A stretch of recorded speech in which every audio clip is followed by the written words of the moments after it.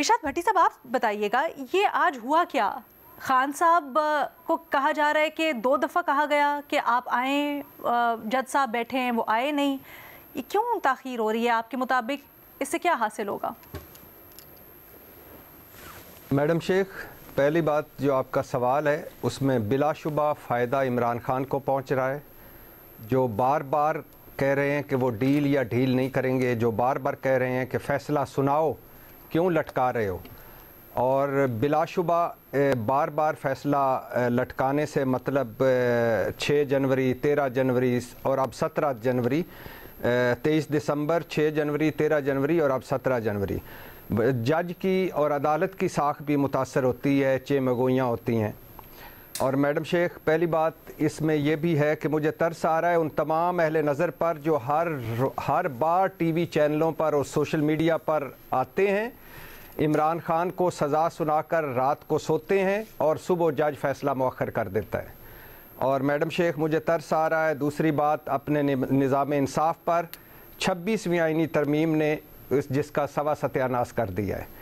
और तीसरी बात मैडम शेख, ये मुज़ाकरात की बरकत है, बैरूनी दबाव का नतीजा है, ऊपर वाली अदालतों में मनपसंद जजों की तकर्री का इंतज़ार है, या सज़ा कितनी देनी है इस पर फैसला नहीं हो पा रहा, ये कुछ कहना अभी कबल अज़ वक्त है। और मैडम शेख, चौथी बात ये कहना कि मुल्ज़मान, वकला, फैमिली मेम्बरान नहीं पहुँचे थे इसलिए फ़ैसला मौखर कर दिया गया, ये झूठ लगता है। जब फ़ैसला 11 बजे सुनाया जाना था तो 8:30 बजे इमरान खान, बुशरा बीबी, फैमिली मेंबर और इनके वकला का अडयाला में लगी अदालत में क्या काम था?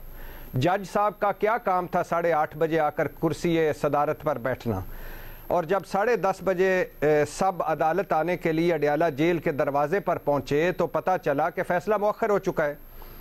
और अगर जज साहब कहते हैं कि वो 2 घंटे बैठे रहे तो क्यों बैठे रहे भाई? वक्फा कर देते, कहते 12 बजे फ़ैसला सुनाऊंगा, कहते 1 बजे फ़ैसला सुनाऊंगा, 2 बजे फ़ैसला सुना देता हूं।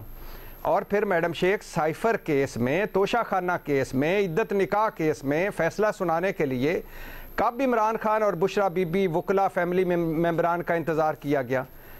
किसी केस में नाके दिफा दिया गया, नाके जिरा दिया गया, किसी केस में 342 के बयान भी सही तरह से रिकॉर्ड ना होने दिए गए, किसी केस में अदालत में कोई भी नहीं था और फैसला हो गया। और जज हुमायूं दिलावर साहब का आपको फैसला याद होगा कि वो आए, फैसला सुनाया और चले गए, कोई भी मौजूद नहीं था। और पांचवी बात मैडम शेख, कितना झूठ बोला जाएगा आखिर इस मुल्क में? 190 मिलियन पाउंड मजबूत तरीन केस है, कौन कहता है? करप्शन स्कैंडल है बड़ा मजबूत तरीन, कौन कहता है? ये एवनफील्ड केस है क्या? ये अल अजीजिया केस है क्या?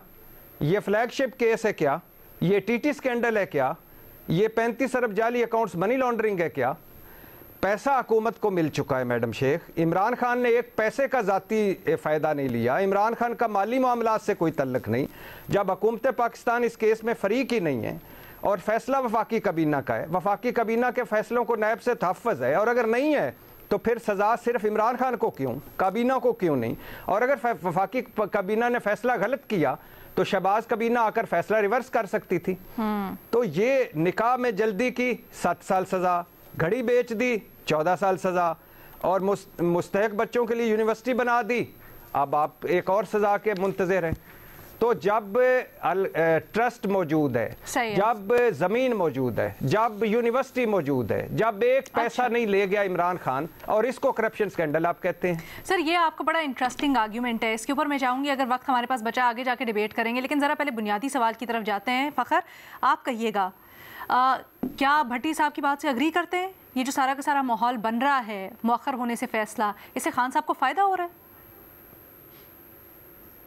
अलीना, फ़ायदा या नुकसान का नहीं पता, लेकिन जो आज मौखर हुआ है इसमें अगर इमरान खान को हुकूमत मोरद इल्ज़ाम ठहराती है तो मेरा ख्याल है कि ये बिल्कुल गलत कर रही है हुकूमत की तरफ से, क्योंकि इसमें इमरान खान का बिल्कुल भी कसूर नहीं है। जिस तरह देखिए माजी में भी एब्सेंशिया में जो है वो सज़ाएँ सुनाई जाती हैं, इन्होंने भट्टी साहब ने रेफरेंस दिया इमरान खान का, तोशा खाना वाले उसमें वो सुनाया गया था, इनकी एब्सेंस में सुनाया गया था। नवाज़ शरीफ का जो है वो अकाउंटेबिलिटी कोर्ट ने एब्सेंस में सुनाया था। तो ये कोई रीज़न नहीं है, मैं समझता हूँ कि जो जज साहब साहब की तरफ से बताई गई है कि वो नहीं है, तो इसलिए वो फैसला नहीं सुना रहे।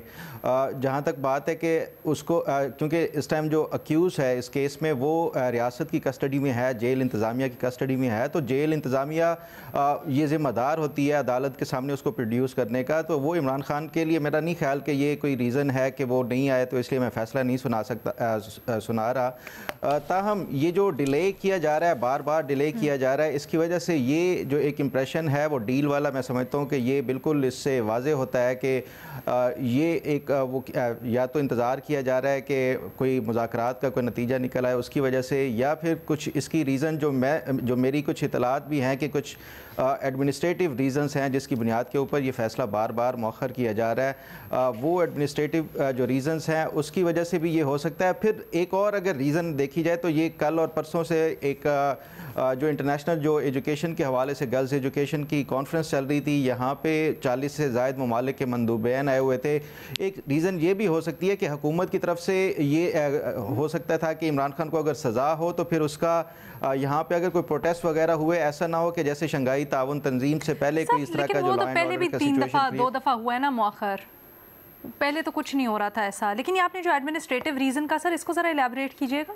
अलीना देखें, ये एडमिनिस्ट्रेटिव रीज़न्स जो है ये कुछ ज़रा ये इस तरह वो बता रहे हैं कि कुछ ऐसी वजूहात हैं जिसकी बुनियाद के ऊपर, क्योंकि ये इमरान खान की टीम ये भी कह रही है कि वो फौरी तौर के ऊपर इसको चैलेंज करना चाहते हैं, तो इस वजह से भी ये जो ज़रा ये बता रहे हैं कि इसको सॉलिड और ठोस ग्राउंड्स के ऊपर जो जज साहब हैं वो फ़ैसला लिखने के हवाले से वो सारा वो मौखर किया गया है, ताकि कोई बाद में जाके हाई कोर्ट लेवल के ऊपर जब ये इसको चैलेंज किया जाएगा तो कहीं ऐसा ना हो जैसे तोशा खाना में या उसको जो बाकी रीजंस दी गई थी कि ये वीक ग्राउंड्स के ऊपर केस बनाया गया है, इस वजह से ये उसको फौरी तौर के ऊपर उड़ा ना दिया जाए। यही वो वजह है कि ये इसको एक सॉलिड और स्ट्रॉन्ग उसकी वजह से ये एक रीजनिंग और बाकायदा इसमें जो है वो जो मेरिट्स ऑफ द केस हैं उसको डिस्कस करके ये जज साहब फैसला देना चाहते हैं, ताकि फौरी तौर के ऊपर जो इस्लामाबाद हाई कोर्ट में ये कहीं केस छोड़ ना जाए। अच्छा, हुकूमत इसके ऊपर जो नैरेटिव ले रही है, बयानबाजी एटलीस्ट जो सियासी अरीना में हो रही है, उसको देखते हुए आप क्या समझते हैं, किसको फ़ायदा हो रहा है, हुकूमत को क्या बेनिफिट हो रहा है इसका सबका?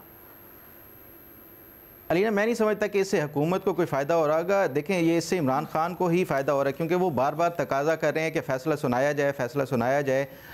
तो इससे हुकूमत का ये जो बार बार मौखर होना है, इससे मैं समझता हूँ कि हुकूमत का जो नैरेटिव है ना तो उसमें कोई वज़न है और ना ही इससे कोई हुकूमत को कोई फ़ायदा होगा। अच्छा।